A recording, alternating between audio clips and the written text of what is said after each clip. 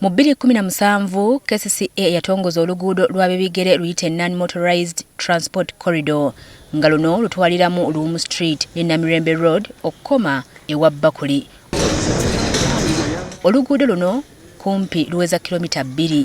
Ekigendererwa ky'okukola oluguudo luno kwali kussaamu ebifo by'okuwummuliramu, ebifo awasimbibwa obugaali, saako ebifo ebiyisa ab'ebigere nga tebataataaganyiziddwa. Kyokka nga wayise emyaka kumpi 7 bukya luguudo luno lutongozebwa, ebigendererwa byalwo birabika nga tebituukiddwako. We tutuukidde ku Luumu Street tusanze kavuyo keereere nga n'ab'ebigere boyinza okuyita bannannyini luguudo luno bazibuwalirwa okulusala. Nga lyakatandika ng'otambula ebigere ng'olangaze, otambulanga bw'oyagala, totunula left right ng'osala.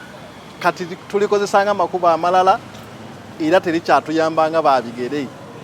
Likozesebwanga amakubo amalala nga ab'ebigere ng'agayitako ebidduka ebirala pikipiki n'emmotoka. So ekigendera kyalyo tekikyaliwo.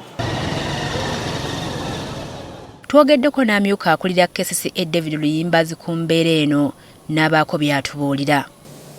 Ekintu kisobola okuleeta akavuyo mu nzirukanya ya non-motorized lane ku Namirembe Road ne Luumu Street ye ntambuza ya bodaboda mu kibuga. Pressure ya bodaboda mu kibuga y'amaanyi nnyo ddala. Stages ziri buli wamu naddala ku Namirembe Road ne Luumu Street we twali twagala abantu okutambulira n'okuvugira obugaali. Ffe gye tusazeewo nga City Hall twakulaba nga tusooka okutereeza ntambuza ya bodaboda then tusobole okubatangira okwongera okukolera ku Luumu Street Namirembe Road. Twagazetinze stage za bodaboda 45 mu kibuga. Twali tufune olukusa okuva mu bantu bannannyini ttaka okulaba nga batuukiza okuteeka stages ezo ku bifo bitwala mbisi. Mu bifo oluguudo luno we luyita walina okusimbwawo emiti okukola ng'ebisiikirize eri abantu abeetaaga okuwujjaalamu. Kyokka tulabye ng'obutebe buli mu byangaala era ng'omuntu aba atudde omusana guba gumuggweerako. Ebizibu bya Kampala bingi nnyo. Kati awo abali obutebe kimanyi waliwo ne shelter ebbanga ery'emabega. Naye olwa empisa embi z'abannansi abamu ebintu ebimu bajja ne babibba. Nga bwe babba amataala gaffe, nga bwe bonoona bwe balinnya ku miti gye tusimbye emipya. So ekintu ky'empisa kikulu nnyo.